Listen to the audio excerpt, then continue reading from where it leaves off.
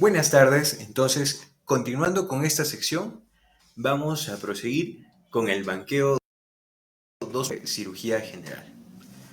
Como ya saben nuestra dinámica, empezamos con el banqueo MIC, continuamos con el banqueo QXMedic y sus explicaciones. Entonces, en la anterior clase ya habíamos visto lo que es traumatismo de partes blandas en cirugía general, un poco del manejo pre y postoperatorio, en algunas preguntas de la número patologías vías biliares y páncreas. En la noche, entonces, comencemos.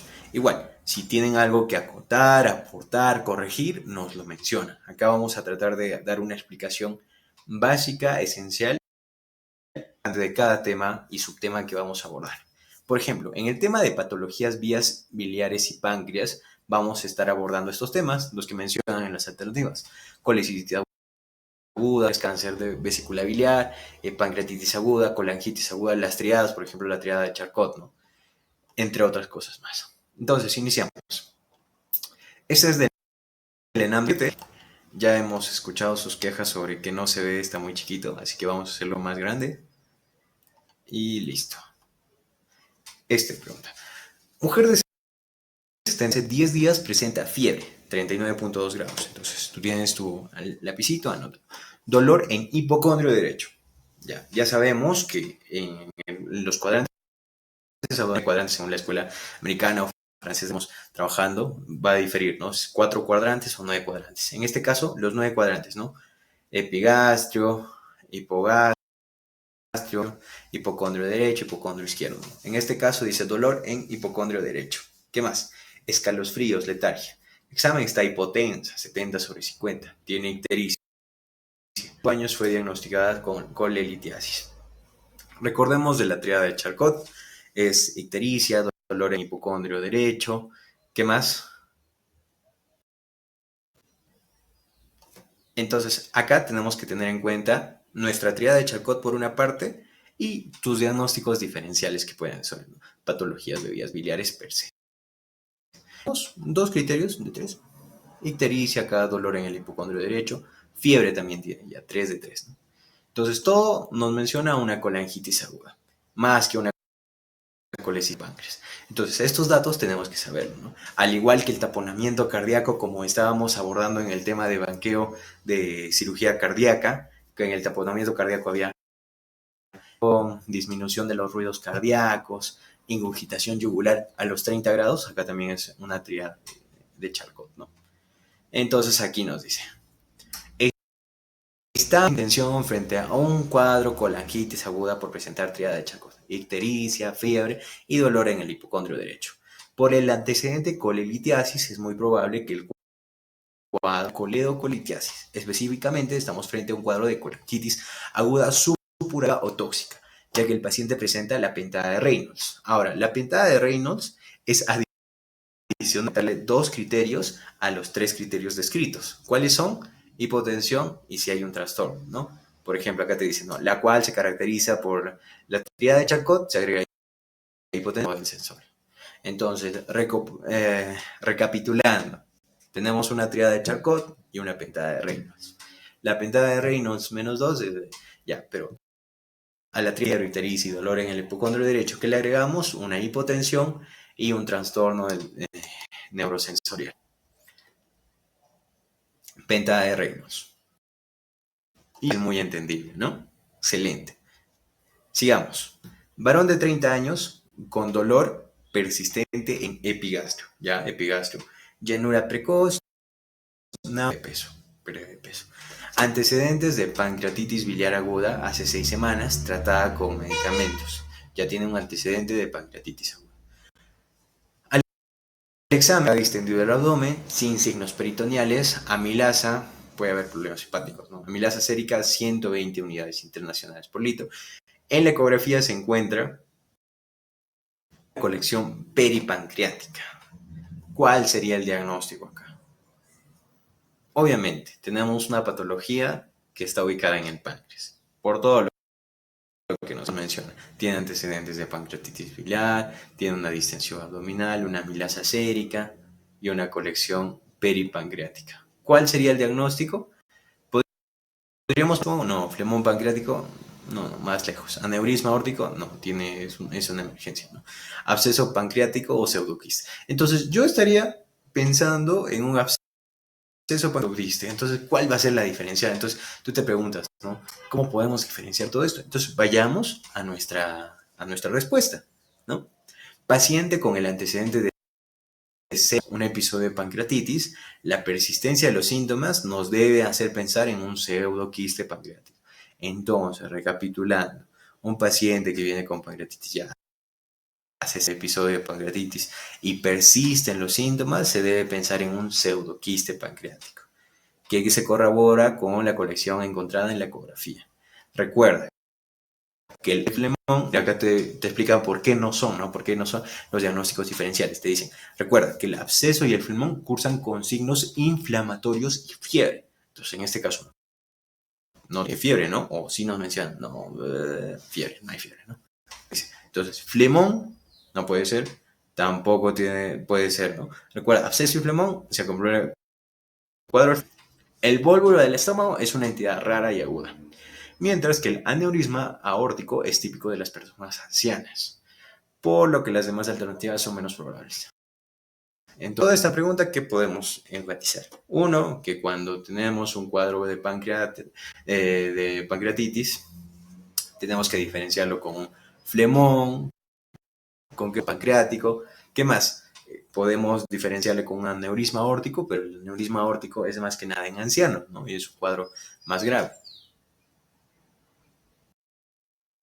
Pseudoquiste pancreático. Veamos un hito más. Mujer de 40 años, diabética. Ya, diabética, obesa. Entonces, acá una recomendación importante.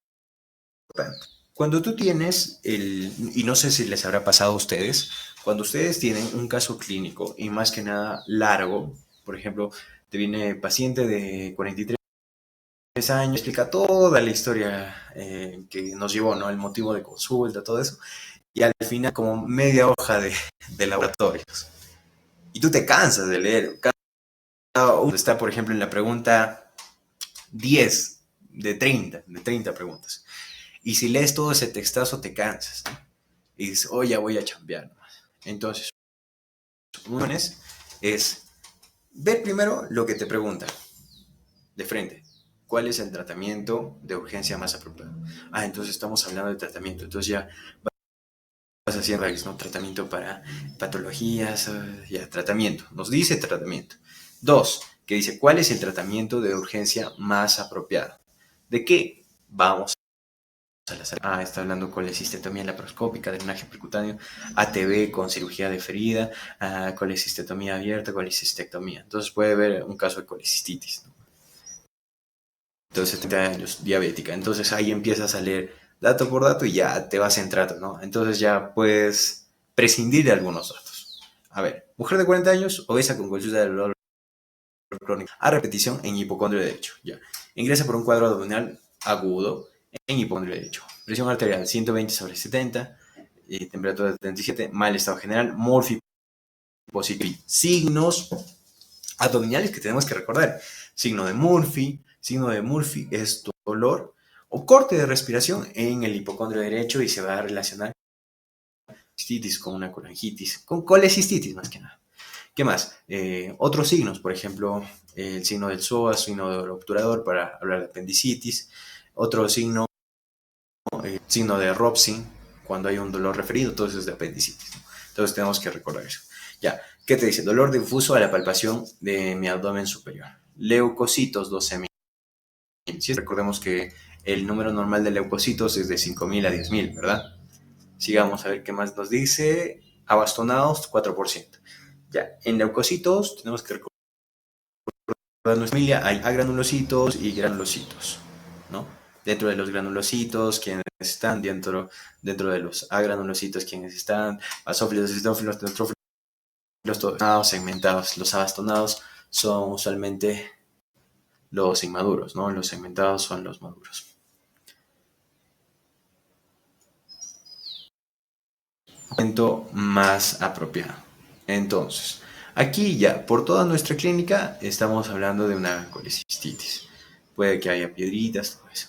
¿Qué podemos hacer? Percutáneo, no. Tratamiento antibiótico y cirugía diferida, no. Colecistectomía abierta y colecistectomía. Acá tenemos tres alternativas que se parecen y pueden ser la colela, la colecistectomía abierta y colecistectomía. Es una mujer de 40 años. Si no hay contraindicación, podemos optar por una abierta o una colecistectomía. Per se, si vamos a hacerle una colecistectomía, pero la fórmula es como se. Y a esto vienen, ¿no? Los criterios, por ejemplo, ¿cuáles son los criterios? Una laparoscópica, desde la experticia del médico, si tiene experticia en cirugías laparoscópica, hasta cuáles son las contraindicaciones que tienen estas, ¿no? Colecistectomía laparoscópica. ¿Por qué? Veamos la explicación. Te menciona, frente a un cuadro de colecistitis aguda o reagudizada, signo de Murphy, colecistitis. Ya. El tratamiento de lesión es una colelap, que dependiendo de la severidad del cuadro, se puede indicar en forma precoz o urgente. El tratamiento de lesión para una colecistitis aguda o reagudizada es una colelap. De primera mano, porque tiene muchos beneficios. El paciente va a tener menos días de hospitalización, va a integrarse más a su trabajo más rápidamente, periodo de sanación muy rápido. ¿Qué más te dice? Indicar en forma precoz de la severidad del cuadro. Si presenta dolor, pero sin signos de inflamación, dolor y sin signos de inflamación, se indica colecistectomía laparoscópica precoz, que se realiza dentro de las 72 horas del diagnóstico. En el caso de presentar, además de signos de inflamación, como dolor agudo, leucocitosis, etc., tenemos una colecistitis grado 2. Se recomienda colecistectomía urgente, al igual que cuando hay disfunción de órganos, ¿no? Ya conocido, sí. Colecistitis grado 3. Y aquí está el resumito, el resumencito de todo lo que hemos hablado. Cuando hablamos de colecistitis, de Murphy, colecistitis aguda de primer grado, sin signos inflamatorios, con signos inflamatorios severos y con disfunción orgánica. Y cuando precoz hacemos si no tiene signos inflamatorios severos. Con signos inflamatorios es urgente. Y de emergencia, o sea, dentro de las primeras horas, cuando ya están con disfunción de órganos. Entonces ya hemos aprendido dos temas, ¿no? La tríada de Charcot, pentada de Reynolds, el signo de Murphy, que es de colecistitis, y vamos a seguir también la clasificación de la colecistitis aguda y su manejo quirúrgico, que sea precoz, urgente o de emergencia, cuando tenemos el vida. Sigamos. Otro. ¿Cuál es la conducta a seguir? Te menciona. Paciente ingresa con diagnóstico de pancreatitis biliar leve. Ya es una pancreatitis biliar leve. En ecografía se evidencia vesícula litiásica. Hay litos en la vesícula. ¿Ya? Actualmente no tiene dolor, abdomen blando depresible, amilas y lipasas normales, tolera la vía oral. A seguir. A ver, veamos las alternativas. Colecistectomía laparoscópica durante su hospitalización previa al alta. ¿Ya? ¿Qué más? Colecistectomía con el alta. ¿Convencional o laparoscópica? Otra vez, ¿no? Alta y programación por consultorio. Alta y programación por consultorio. ¿No? CEPRE. Estectomía convencional durante su hospitalización, o previo al alta. Acá te dan las opciones, ¿no? Entonces, como A o B, C, todo eso, ¿no? Entonces, un poquito de tema. En este caso, iríamos por una COLELAP durante su hospitalización previa al alta. Pero no le damos programación por consultorio, ¿por qué no le hacemos una CEPRE? Ya, y recuerden, por favor, la CEPRE puede ser diagnóstica o terapéutica también, si se recuerda. Entonces, leamos un poquito el comentario para tenerlo mejor comprendido. Pacientes con pancreatitis biliar leve, en los cuales se demuestra la ausencia de coledocolitiasis, la evidencia recomienda la COLELAP en la misma con la que se evita la recidiva de los episodios de pancreatitis posteriormente, sin incrementar la morbilidad de forma significativa. Entonces, lo que te dice es, tenemos un paciente con pancreatitis biliar leve, pero con ausencia de coledocolitiasis, se va a recomendar Comilar. Si no es el caso, no se recomienda manejo, ¿no? Nuestro pacientito va a ingresar con el diagnóstico, pancreatitis biliar leve, sin, en la ecografía se evidencia vesícula litiásica, actualmente sin dolor, con abdomen. Entendido, está bien, mejor. Paciente gran quemado, tratamiento en unidad de cuidados intensivos, recibiendo NPT y curación quirúrgica. Pasado 30 días de su ingreso, presenta dolor abdominal, signo de Murphy positivo. ¿Qué era Murphy? Ah, Murphy positivo. Ah, era colecistitis, ¿no? Ah, sí, era colecistitis. Acá, signo de Murphy, colecistitis, ¿no? Ya, ¿qué más? En la ecografía se evidencia que la vesícula está distendida, edema de la pared, líquido perivascular y no presenta litos al diagnóstico probable. Signo de Murphy, categóricamente para la colecistitis aguda. Infarto mesentérico, no. Apendicitis aguda, no, tiene otra clínica. Absolutamente tiene otra clínica. Úlcera, colecistitis litiásica. Ya, colecistitis alitiásica o litiásica. Estábamos entre estos dos, ¿no? A ver, otra vez leamos. Ya estaba con quemados, curaciones quirúrgicas. Pasado 30 días de su ingreso, presenta dolor abdominal. La vesícula está distendida con edema en la pared y líquido perivascular. Pues leamos. Tenemos dos a leerlo. El paciente presenta un cuadro clínico de colecistitis aguda, pero en la ecografía no se evidencia presencia de cálculos, entonces acalculosa, ¿no? En el interior, por lo que estamos frente a cistitis aguda alitiásica o acalculosa, lo cual es una entidad rara, que se encuentra asociada a condiciones clínicas como procesos infecciosos de tipo viral o bacteriana, cirugía mayor, fármacos, dilación mecánica, nutrición parenteral y quemaduras. Está en nutrición parenteral, ¿no? NPT. De colecistotomía, entonces, parenteral y quemadura. Es secundaria a atonía e isquemia de la vesícula biliar, que evoluciona a un proceso inflamatorio con infección biliar y sepsis. Entonces ya vamos comprendiendo cuando tenemos un cuadro clínico así, un morfo positivo, puede ser una colecistitis, pero si no nos menciona que tienen litos, no presencia de litos, te dice, la colecistitis alitiásica. No podemos poner litiásica si no tiene litos. Seguimos. A ver, ¿qué te pide acá? ¿Qué diagnóstico plantearía en primer lugar? Ya nos está pidiendo diagnóstico, vamos a las alternativas. Dosis de la pseudoquiste pancreático con angitis pancreática. Ah, entonces creo que nos están hablando de páncreas. Ah, ya. Entonces todos nuestros conocimientos se van reorganizando para el tema de páncreas, pancreatitis, flemón, todos esos. Ya. Paciente de 48 años, antecedentes de litiasis vesicular. De edad es traída a emergencia por presentar abdominal en cuadrante superior derecho. Ya, cuadrante superior derecho, de 3 días de evolución, ictericia, fiebre con escalofríos, leucocitosis, hiperbilirrubinemia, fosfatasa. ¿Qué diagnóstico plantearía? A ver, acá tenemos que recordarnos lo que hemos aprendido más arribita. Colangitis, triada de Charcot. Triada de Charcot, ¿cuál era? Ah, ya, ictericia, fiebre y dolor en hipocondrio derecho o cuadrante superior derecho. A ver, ¿tiene ictericia? Sí. ¿Tiene fiebre? Sí, tiene fiebre.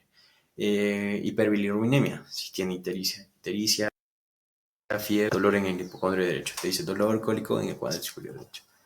Puede ser un cuadro agudo porque está haciendo signos de inflamación de lo que es colangitis, ¿no? Por la tríada de Charcot. Y veamos, la paciente presenta la clásica tríada de Charcot. Entonces, a esto Villamedic les llama los pacientes de robots que tenemos que tener en cuenta. Les explicaba a Carito, eso es lo que le explicaba a Carito, que pues cuando tenemos pacientes que tengan determinadas de frente tenemos que poner colangitis. ¿Por qué? Tía de Charcot, sin duda alguna. ¿Qué más? Para que haga su pentada de Reynolds, ¿qué faltaría? Para la pentada de Reynolds, era un trastorno del sensorio, ¿no? Entonces, tenemos un paciente que está compuesto por fiebre, con escalofríos, ictericia, dolor abdominal en hipocondrio derecho, antecedentes de escuchar que se debe a una coledocolitiasis, que es la primera causa de colangitis aguda. Entonces, una de las causas de colitiasis. La leucocitosis hiperbilirubinemia son exámenes típicos en esta enfermedad. Litiasis vesicular, litiasis en el conducto cístico, colangitis triada de Charcot. Excelente. Veamos. Enero 2018. Mujer de 42 años, antecedentes de litiasis vesicular, acude por distensión abdominal y vómitos biliosos. La radiografía del abdomen muestra niveles de hidrotensión de asas delgadas, asociada a neomobilia. Hace 2 semanas presenta un cuadro de colecistitis aguda. ¿Cuál es el diagnóstico? Este es un caso interesante,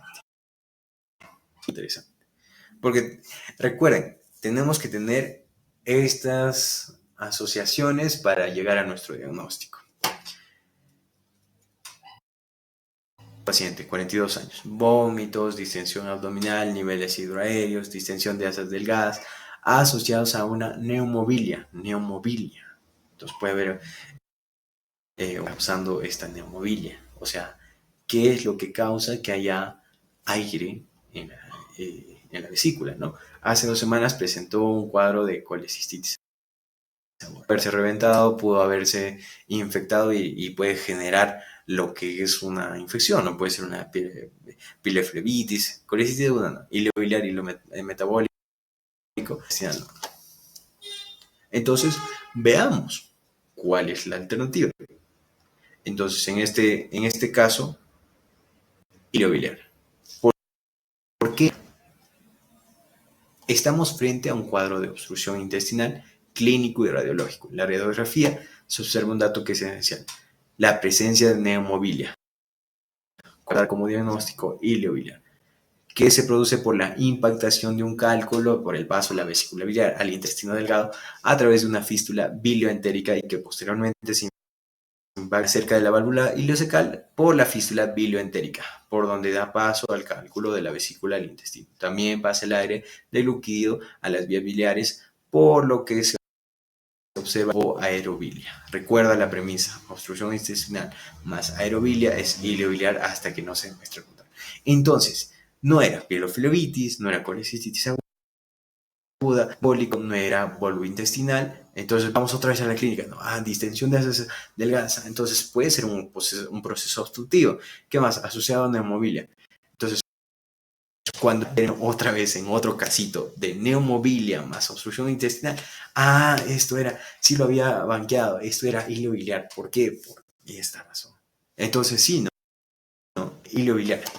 ¿Cuál es lo que no tenemos que olvidar? Premisa. Anoten: obstrucción intestinal más aerobilia es un ileobiliar. Hasta demostrar obstrucción más aerobilia es ileobiliar. Y vamos a estar anotando acá: obstrucción más aerobilia, ileobiliar. Acá está su radiografía. Imagen del ileobiliar con gas en el interior. Pila de monedas, ya saben, la pila de monedas, significativo o su significancia clínica de... Acá tenemos otro.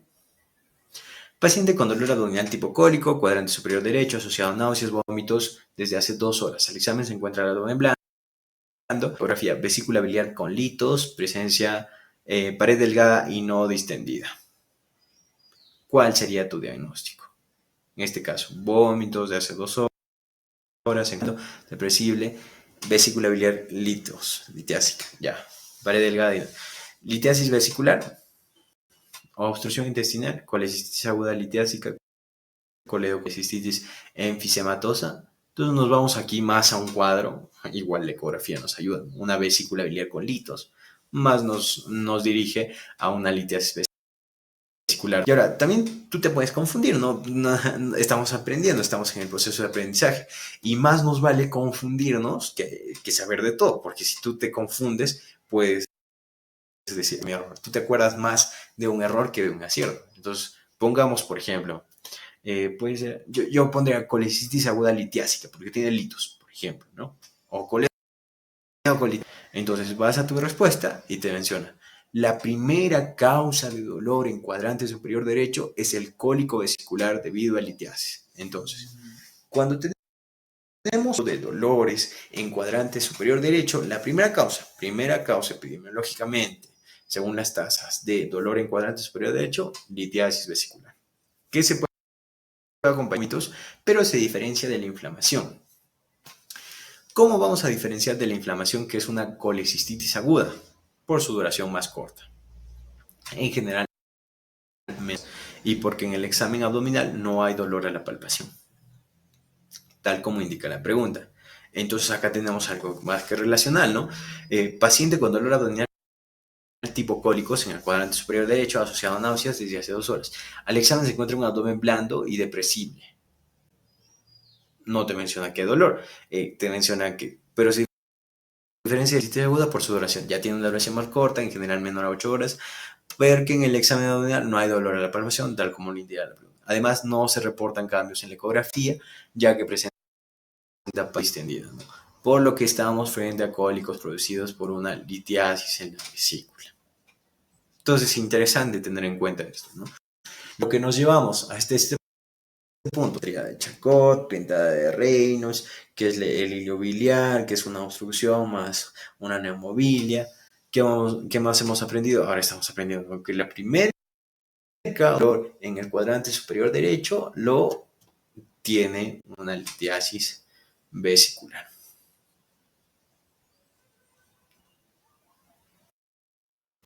Tenemos otra pregunta. Mujer de 23 años. Vamos a hacerlo un poquito más grande. Mujer de 23 años. Ingresa a emergencia por presentar dolor abdominal derecho. Coluria. Ya, interesante. Al examen, esclerosis ictéricas, ecografía abdominal, dilatación de los conductos biliares, bilirrubinas incrementadas, policistectomía hace 2 meses. ¿Cuál es la indicación recomendada? Igual, estamos frente a un cuadro. Podemos descartar nuestra tríada de Charcot. A ver, ictericia, fiebre y dolor en el hipocondrio derecho o en el cuadrante superior derecho, ¿no? Acá te dice emergencia, entra por emergencia por dolor en hipocondrio derecho, coluria, al examen, ictericia, dilatación de las cintas, solicitar colangioresonancia, exploración quirúrgica de vías biliares, programar cirugía laparoscópica o pancreatografía retrógrada endoscópica, o también llamado CEPRE, ¿no? El colangio para que retrografía endoscópica. En este caso, vamos a solicitar una colangioresonancia. Veamos la respuesta. La presencia de ictericia y coluria son la traducción clínica de una hiperbilirrubinemia. Tenemos que recordar que es la coluria. La coluria es una coloración intensa en el orino. ¿Sí nos indica hiperbilirrubinemia? Sí, naturalmente, que se confirma con el análisis en el paciente. La dilatación de vías biliares en la ecografía nos debe hacer sospechar de causas colestásica. ¿Ya? Ante este cuadro, en un paciente que fue operado de colecistectomía laparoscópica previamente, la primera posibilidad es una coledocolitiasis residual. Fue una residual, puede ser una residual, ¿no? Una coledocolitiasis de forma residual. Para confirmar el diagnóstico, se debe realizar una colangioresonancia y de confirmarse el manejo de indicar de forma diagnóstica, no diagnóstica, sino de tratamiento, una CEP, ¿no? Una colangiopancreatografía retrógrada endoscópica. Entonces podemos iniciar con una colangioresonancia y después endoscópica, ¿no? Que es la colangiopancreatografía retrógrada endoscópica. Bien, okay. Pregunta 113.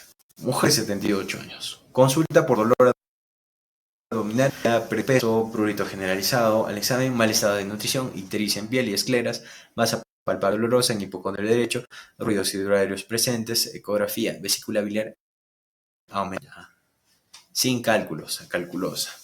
¿Qué estudio auxiliar se debe solicitar para confirmar un diagnóstico? Entonces vamos a todas las patologías de las vías biliares y tenemos que descartar. Un TEM de abdomen, puede ser. Colangioresonancia, puede ser. Gammagrafía con IDA y la CEPRE. ¿Cuál de estos más? Acá no nos menciona una ecografía, no nos menciona una radiografía, pero sí un TEM en comparación a la resonancia y a la gammagrafía, ¿no? Y en comparación a la CEPRE. Entonces, en este caso, el TEM, tomografía axial computerizada, que es la TAC, ¿no? Ya, sigamos. En un paciente anciano la presencia de la triada pérdida cabeza abdominal nos hace sospechar de cáncer de cabeza y páncreas. Acá tenemos que anotar otra cosa, entonces. Cáncer de cabeza de páncreas en ancianos es común. ¿Y cuál es la triada del cáncer de cabeza de peso? El abuelito peso, un síndrome constitutivo, después de 2 o 3 meses ya redujo su peso, más del 10%. Ictericia y dolor abdominal. Toda pérdida tiene que relacionarse con un trastorno oncológico, ¿verdad? Entonces, pérdida de peso, ictericia y dolor abdominal nos hace sospechar cáncer de cabeza. El hallazgo de una vesícula incrementada de tamaño y la ausencia de cálculos nos refuerza la sospecha. ¿Por qué? Porque puede ser este incremento de tamaño por cálculos, ¿no? Puede haber cálculos. ¿Qué más? Ausencia de cálculos, incremento de tamaño en el cáncer de páncreas. También es común la presencia de la vesícula palpable.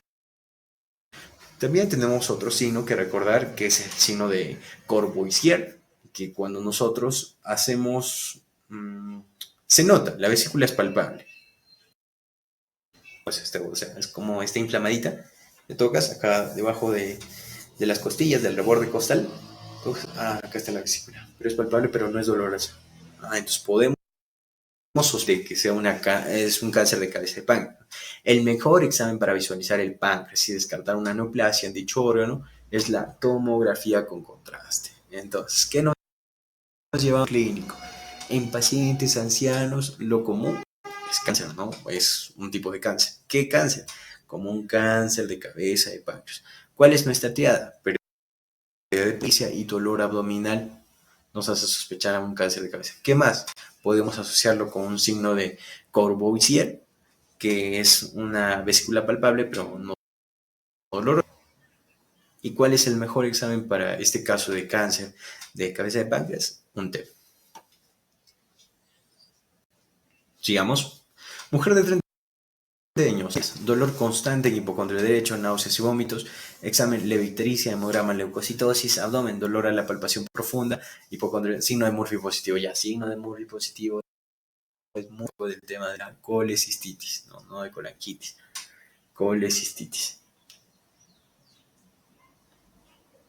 ¿Cuál es el diagnóstico más probable? Tenemos colecistitis aguda, pancreatitis, quiste, colangitis aguda, colangitis no es, ¿no? Colecistitis. A ver, leamos. Estamos frente a un paciente que constante en HCD, hipocondrio derecho, y presenta el signo de Murphy, característico de colecistitis aguda, criterio clínico, así como una leucocitosis, criterio analítico. Con esos dos criterios se tiene alta sospecha de colecistitis aguda.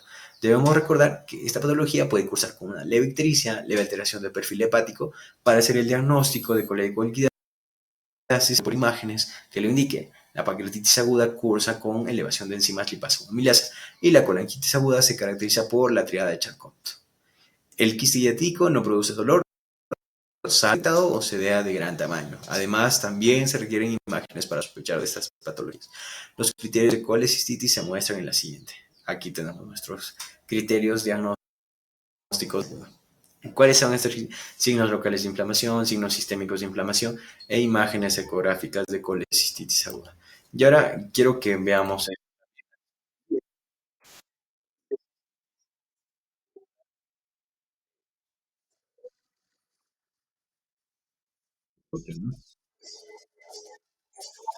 Lo vamos de todos. Vamos a compartir esta pestañita y esto.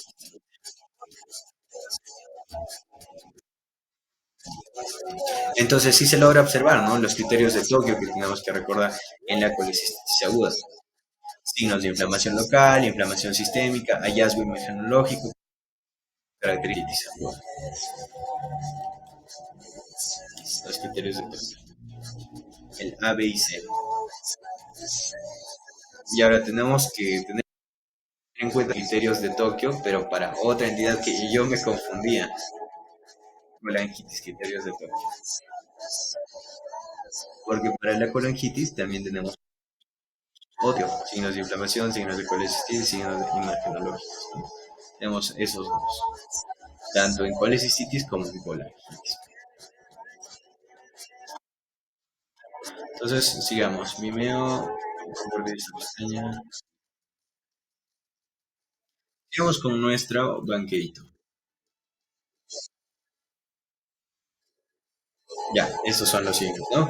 Miren, sospecha al menos un criterio, uno y dos. Confirmado un criterio, uno, dos y tres, ¿no? Entonces, ¿cuáles son los que nos hacen que sean locales de inflamación?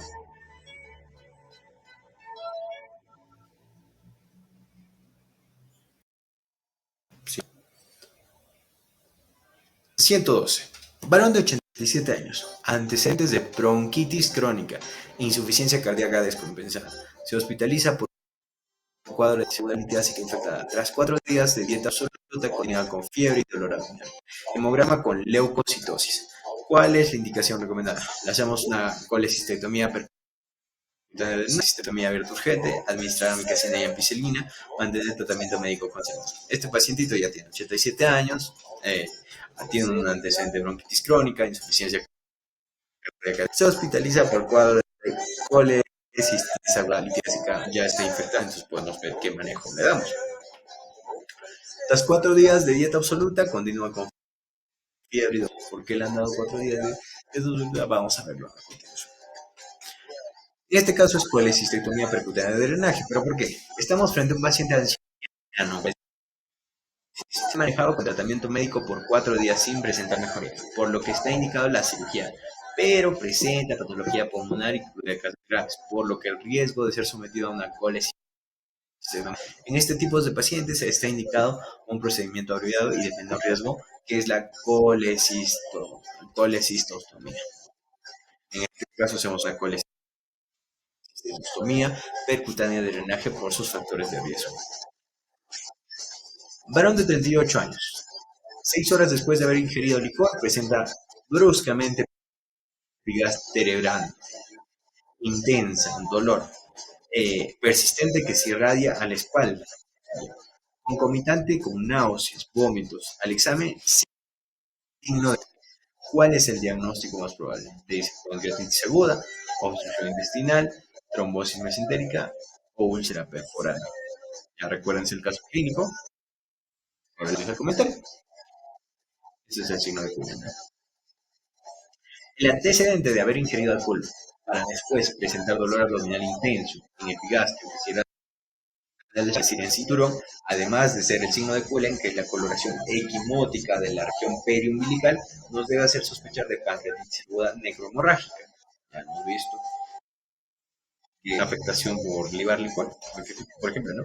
La obstrucción intestinal alta cursa con vómitos, con especial postpandreal.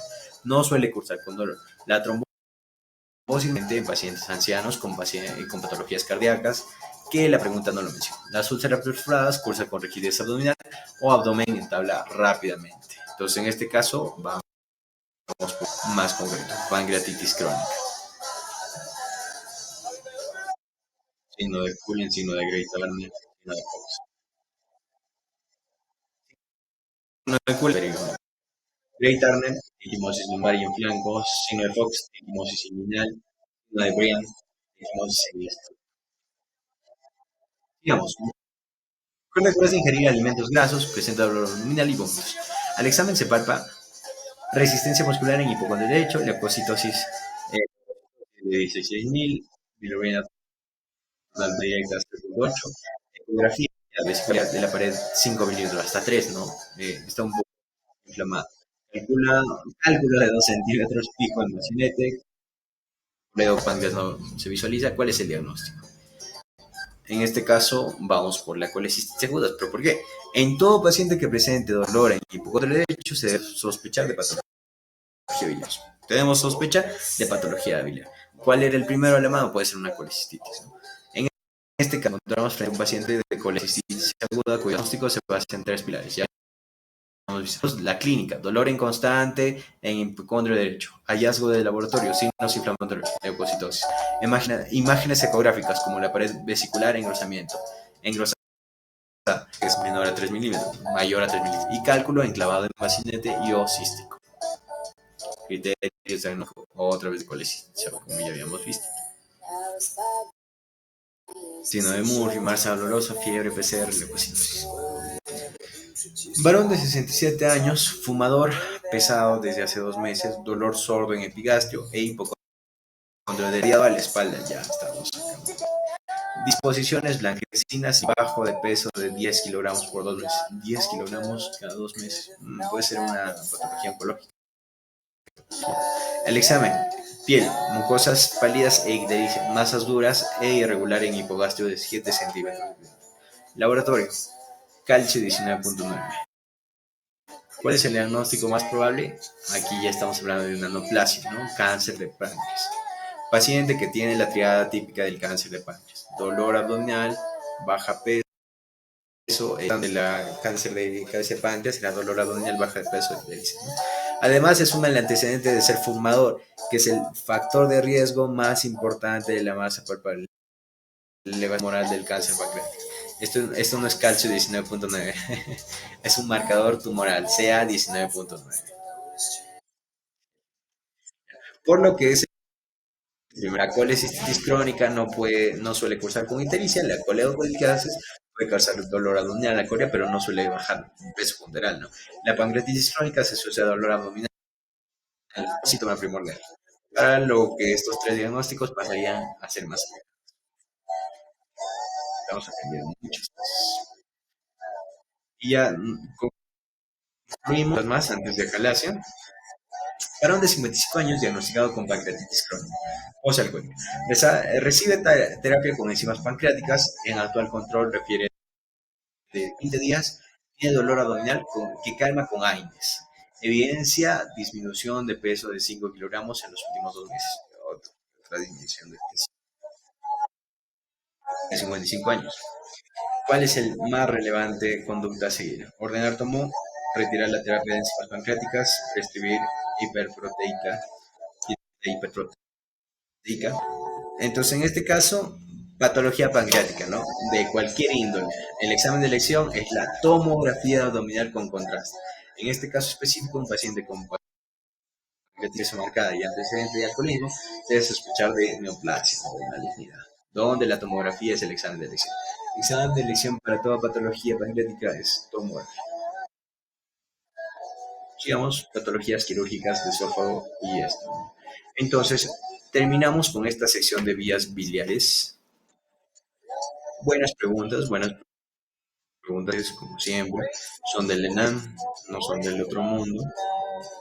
Que se pueden analizar cada uno de estos, ¿no? Ya habíamos visto manejo pre y postoperatorio. Y para la siguiente semana vamos a continuar. Hemos visto patologías biliares y de páncreas. Y ahora vamos al examen en serio. Al examen en serio sin alternativas. Mucho más divertido.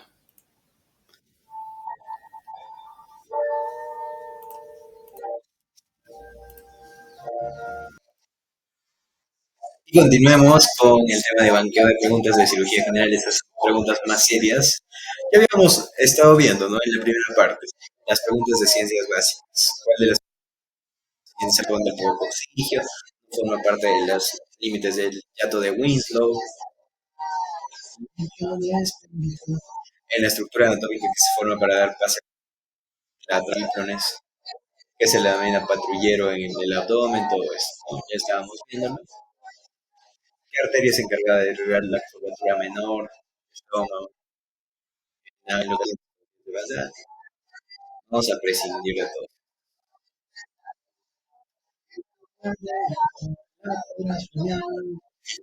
Ya, apendicitis. La pregunta 56. En apendicitis aguda perforada, estamos en la pregunta 56.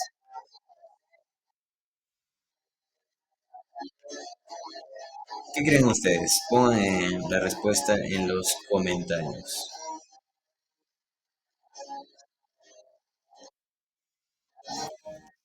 En apendicitis aguda perforada, los gérmenes más frecuentes hallados en el cultivo bacteriológico del líquido peritoneal son, sigamos, líquido, pseudomonas, bacterias fragiloides. Perdón, vamos a parar esto. Ya, listo. Entonces, pseudomonas y bacteroides fragilis, eh, Streptococcus y bacterias Eplancnicus, Pseudomonas y E. coli, Bacteroides fragilis. ¿Qué ponen? En este caso es Bacteroides fragilis y E. coli. La causa más frecuente de apendicitis aguda en niños, ya. Coprolitos, eso era en adultos, ¿no? Hiperplasia de las amígdalas de Roux, Oxurus o musocele de apéndices. En este caso, siempre está relacionado a causas más patológicas, más relacionadas a infecciones virales. Entonces, en este caso es hiperplasia de las amígdalas de Roux. Siguiente pregunta. ¿Cuál es la bacteria que se con frecuencia en la apendicitis perforada? En la apendicitis perforada encontramos varios agentes, ¿no? Pero la más frecuente, recuerden, es la Bacteroides fragilis. El mecanismo patogénico inicial de la apendicitis aguda, fisiopatológicamente, ¿cómo inició? Isquemia, congestión, infección bacteriana o una obstrucción propiamente del lumen. Obstrucción propiamente del lumen, ¿no? Último ya es nuestra necrosis. Recordemos las fases de la apendicitis. ¿Cuál de las siguientes fases no pertenece a la secuencia evolutiva de la apendicitis aguda? A ver, ¿cuál es? Forada, necrótica, flebonosa, congestiva, hemorrágica. Vamos a hacer un recordaris de las fases. Ponemos acá fases de la apendicitis. Recuerden. Este está bonito. Miren, acá pueden observar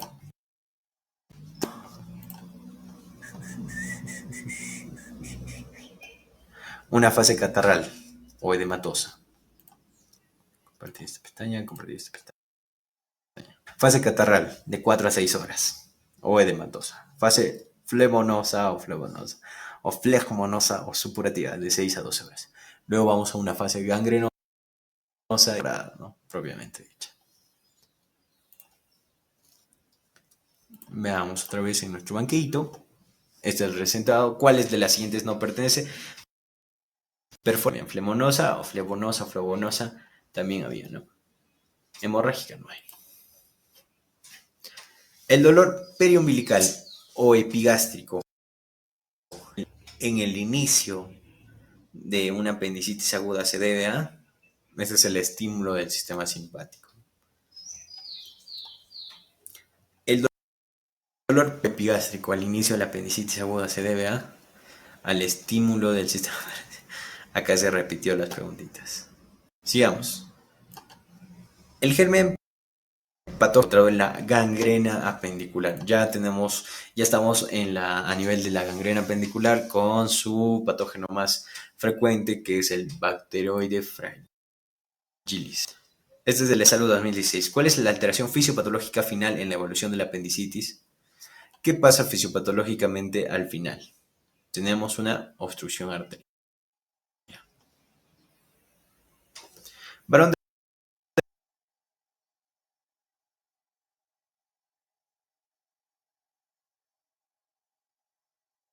de 20 años, Bloomberg positivo, a la descompresión brusca, ¿no? En la fosa ilíaca derecha. Dolor al traccionar suavemente el testículo derecho, no leucocitosis. ¿Cuál es el diagnóstico? ¿Cuál de los siguientes síntomas que al estar ausente pone en duda el diagnóstico de apendicitis? Anorexia sí es. Fiebre también, malestar, vómitos y constipaciones. ¿Cuál creen ustedes? ¿Cuál de las siguientes síntomas que al estar ausente pone en duda el diagnóstico? O sea, ¿qué es lo que está preguntando acá? Si no estuviese, pondría en pie agüita, hidrátense. Podría en pie otras posibilidades. Altamente patognomónico no, sino altamente característico de los pacientes con apendicitis, el tema de la anorexia que no quieren comer. Tratamos este tema de la anorexia, que no quieren ingerir alimentos, pues sería dudoso el diagnóstico de apendicitis aguda. Sigamos. ¿Cuál es el examen más importante para el diagnóstico de pero en niños? ¿Qué sería? Exploración física, ecografía, hemograma completo, proteína C reactiva y placa simple de abdomen.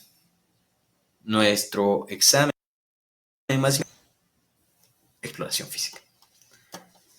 El punto de McBurney es positivo en... Ya, recordemos que el punto de McBurney es en apendicitis aguda, ¿no? ¿Dónde estaba el punto de McBurney? Hacemos un trazo imaginario entre la cicatriz umbilical y la cresta ilíaca. Y dentro de los 2 tercios internos y el tercio externo está el punto de McBurney, ¿no? Y que nos indica el apendicitis.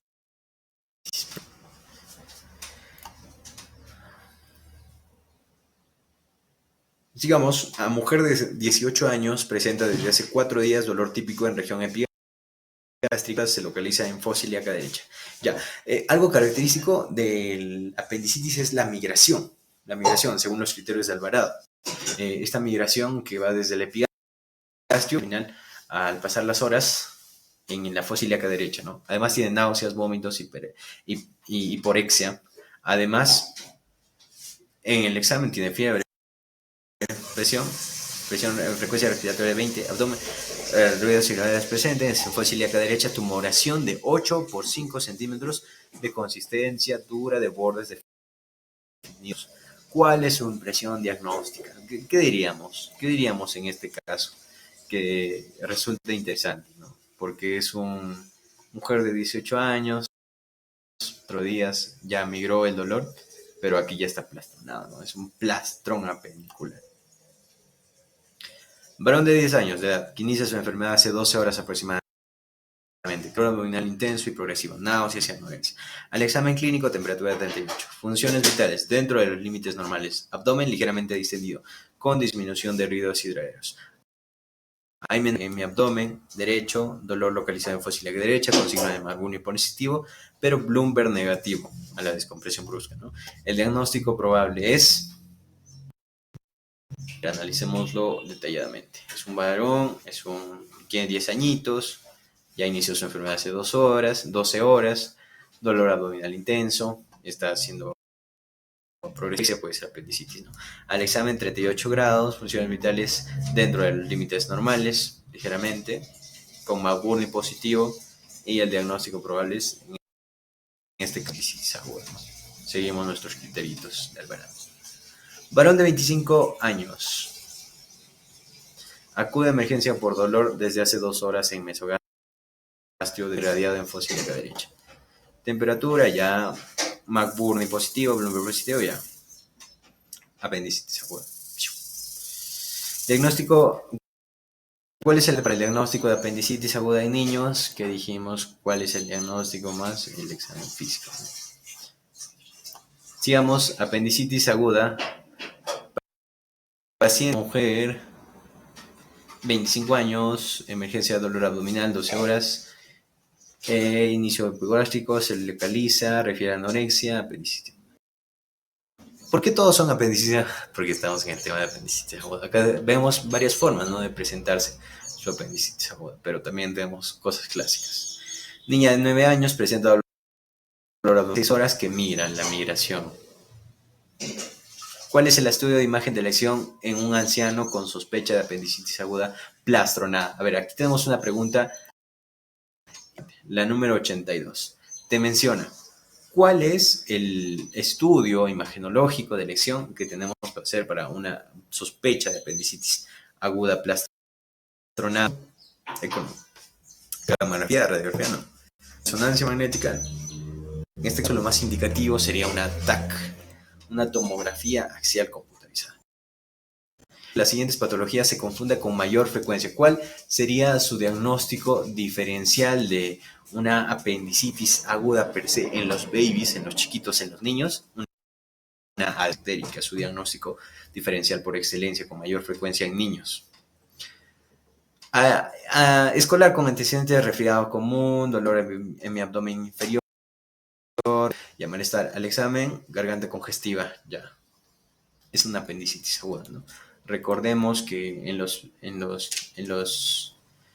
escolares, como antecedente común, dolor en mi abdomen inferior y presencia de 48 horas de evolución, presenta 39.8. Al examen físico, garganta congestiva, McBurney positivo, signo de rebote. Exámenes de laboratorio, leucocitosis con linfocitos relativamente sin desviación a la izquierda. ¿Qué pondríamos? ¿Adenitis mesentérica o apendicitis? ¿Y cuál es la diferencia? Yo digo apendicitis aguda. ¿Ustedes qué dicen? Adenitis mesentérica. ¿Pero por qué adenitis mesentérica? Entonces, cuando tengamos una disyuntiva entre apendicitis aguda y adenitis mesentérica, veamos el video de la explicación, que nos va a servir de mucha ayuda. Igual vamos a dejar el video del enlace de la descripción, de la pregunta 84, para los que están siguiendo a la par con el video. Podemos verlo en el minuto 1 hora con 38 minutos con 53 segundos. En el caso de la adenitis suele ser una infección viral. Y acá no hay antecedente. No hay antecedente. Ya no se suele describir. En hemograma, que la desviación izquierda, esto es la diferencia más importante. En la adenitis no hay desviación izquierda. Lo que hay en la adenitis mesentérica es linfocitosis. En la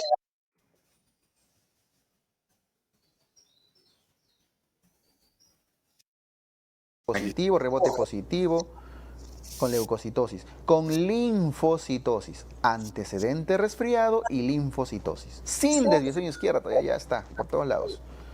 Antecedente resfriado con linfocitosis, adenitis mesentérica. Entonces, recordemos, cuando tiene un antecedente y una linfis sin desviación a la izquierda, es una adenitis mesentérica. Entonces, sí nos sirve nuestra estrategia de estudio. Que cuando tengamos dudas, por ejemplo, cuando no tengamos clara alguna respuesta, a relacionarlo en el video. En el video nos explica grandemente todos los parámetros característicos en la adenitis mesentérica, en la apendicitis.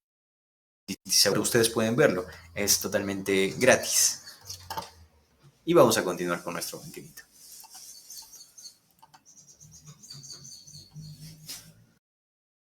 Voy a compartir esta pestaña. Entonces, en este caso, ¿cuál era? Paciente sin desviación a la izquierda, pero tiene la linfocitosis, adenitis mesentérica. 85.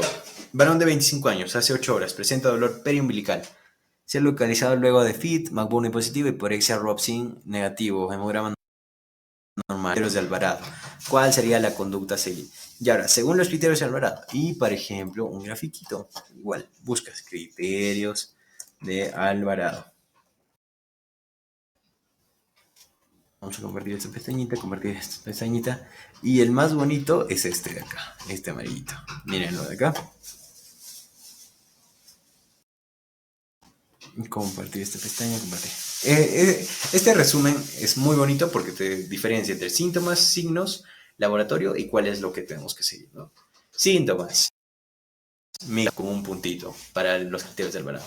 Síntomas 2, anorexia, un puntito, náuseas. Dolor en cuadrante inferior derecho es 2 puntos. Rebote positivo, es fiebre 1, leucocitosis 2. Entonces tenemos dos característicos. Dolor en cuadrante inferior derecho y leucocitosis tienen 2, los demás tienen 1. Desviación a la izquierda de neutrófilos.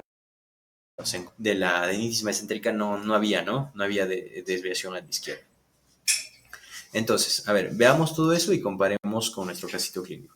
Ustedes van contando y yo el caso clínico, ¿no? ¿Cuántos puntos? Varón de 25 años, presenta dolor periumbilical, ya. Se localiza en fosa ilíaca derecha, ya, dolor unito. McBurney, hiporexia, Robson negativo.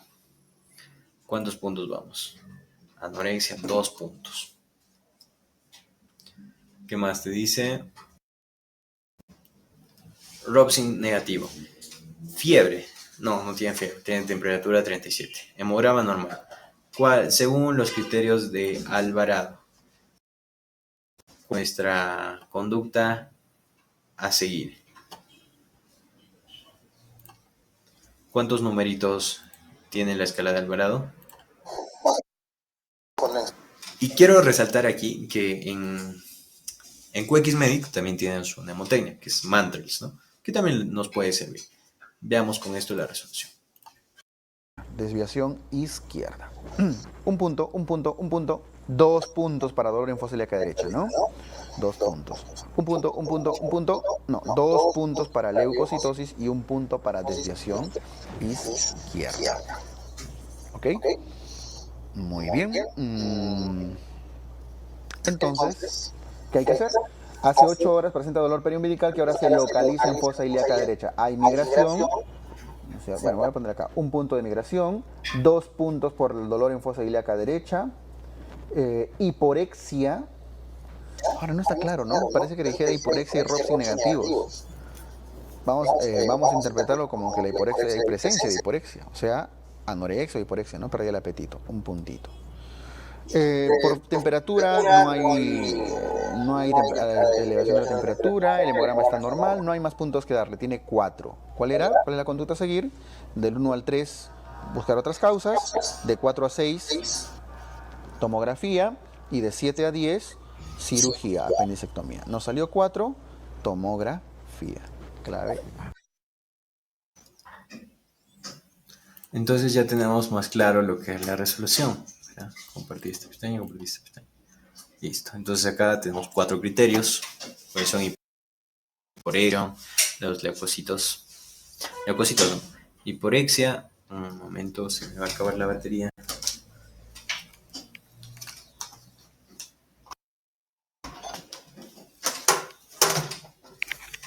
Hiporexia, ¿qué más había? Listo, ya, ahora sí, ya estamos. Hiporexia, migración y dolor en la fosa ilíaca derecha.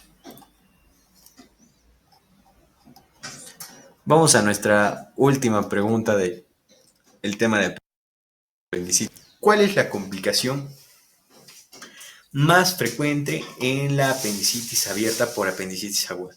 Complicación más frecuente de la apendicectomía abierta por apendicitis peritonitis generalizada. La pregunta 98. Vamos a dejar 3 segunditos o 5 segundos para que ustedes lo contesten.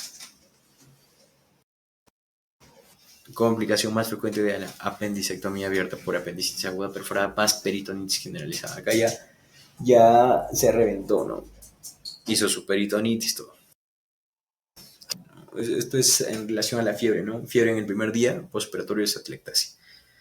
Hizo neumonía por aspiración, infección en tracto urinario o pileflebitis. Es hizo infección en el sitio operatorio o en el sitio quirúrgico.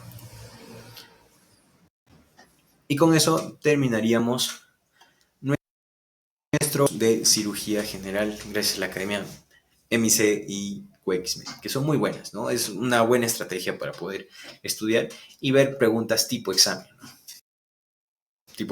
Tipo examen presidentado. Como ven que no son de otro mundo, ¿no? Son clásicamente lo que sí o sí tenemos que saber. Entonces terminamos con esto. Varios conceptos, varios nuevos, por ejemplo, tríada de Charcot, pentada de Reynolds, características clínicas, características fisiopatológicas, algunas cosas interesantes, como hilio biliar, por ejemplo, ¿no? Neumobilia más obstrucción intestinal, todo eso nos llevamos, ¿no? Y entonces aquí terminaríamos nuestra clase de hoy. Muchas gracias. Suscríbanse.